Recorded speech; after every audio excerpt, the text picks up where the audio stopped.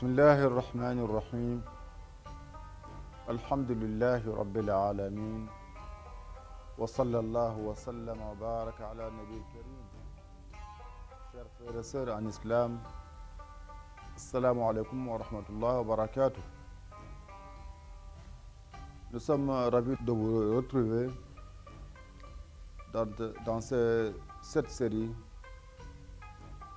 de causeries pendant ce mois béni. Aujourd'hui, on va parler de la révélation du Saint-Coran.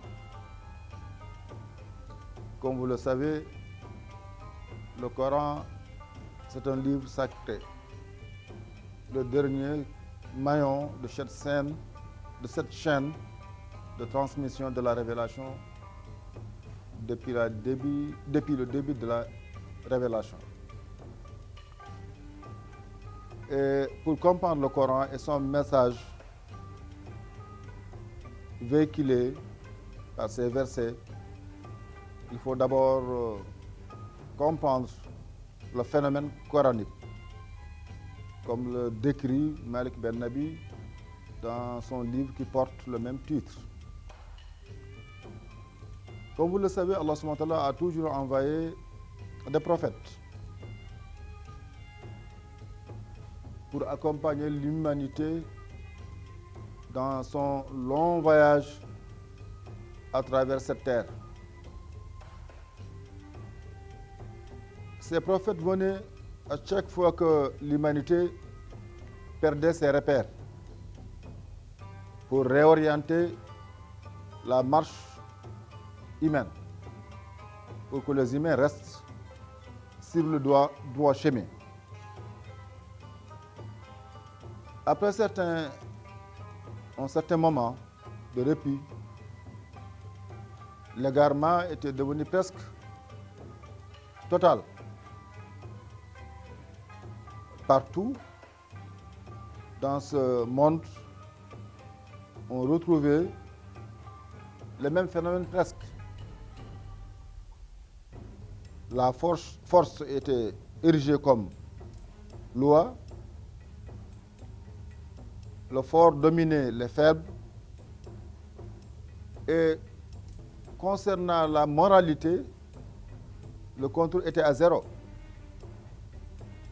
C'est dans ce contexte qu'Allah subhanahu wa ta'ala a décidé de réouvrir les portes du ciel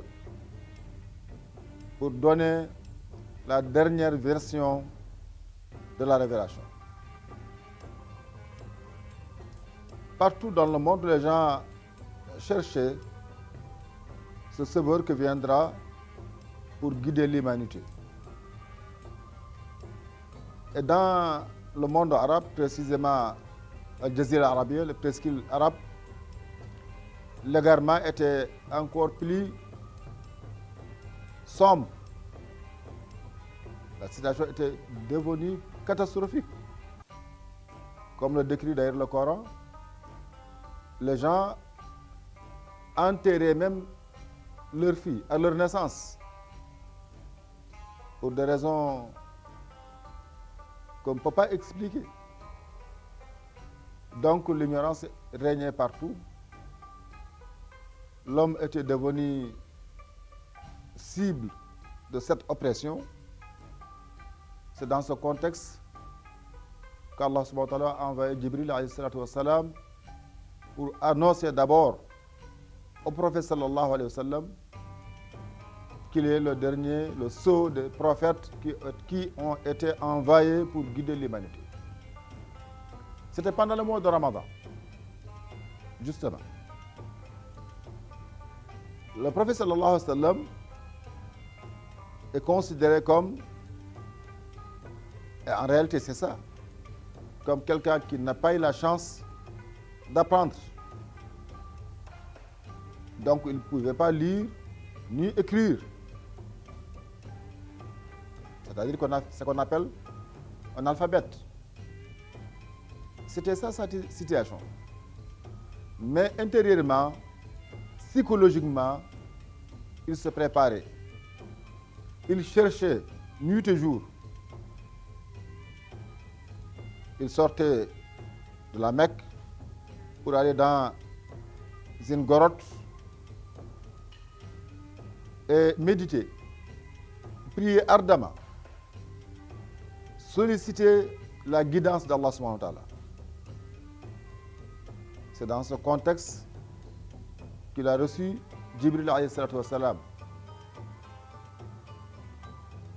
Il était complètement dépassé par les événements parce que c'est inédit. Un être humain qui marche sur terre dans cette zone accidentée, difficile à vivre. Je parle de l'Arabie à l'époque. Voir quelqu'un, une créature venant du ciel, ça perturbe. Ça peut même déséquilibrer notre existence. Mais aussitôt, Jibril l'a rassuré. Lui dire que je viens d'Allah subhanahu wa ta'ala pour t'annoncer la bonne nouvelle. Tu es le prophète de l'humanité. Tu es le dernier envoyé d'Allah subhanahu wa ta'ala pour réorienter ces personnes égarées, mais surtout pour apporter la dernière révélation jusqu'à la fin des temps. Le prophète sallallahu alayhi wa sallam, en recevant cette nouvelle, a paniqué. C'est tout à fait normal. Il retourne à la Mecque. Comme vous le savez,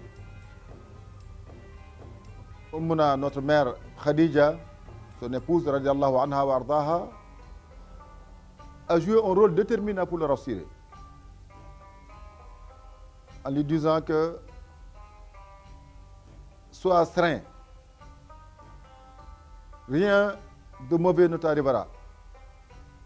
Tu es un homme bien. Tu es au service de l'humanité.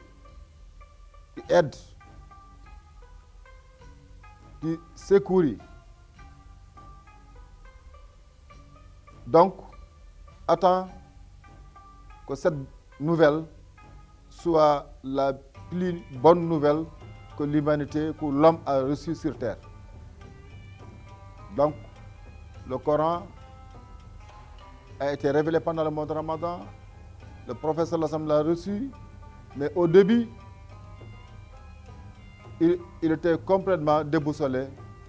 Mais à côté, sa femme, son épouse, Khadija, radiallahu anha wa ardaha, l'a rassuré.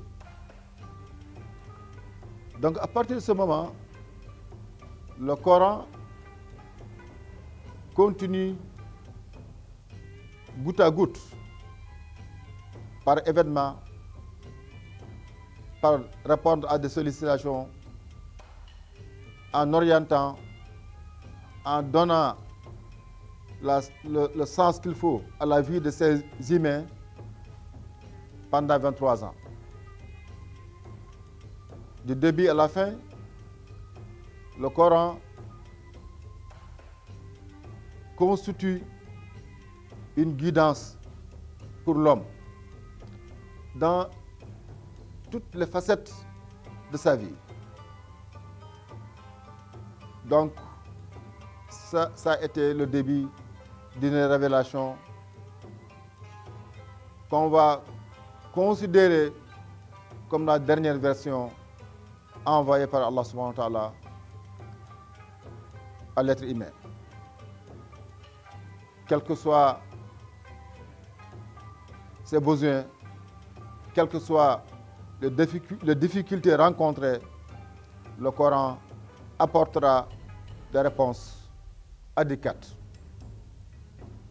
C'était notre rappel d'aujourd'hui et c'est la première partie. On reviendra demain, Inch'Allah, pour parler de la deuxième partie.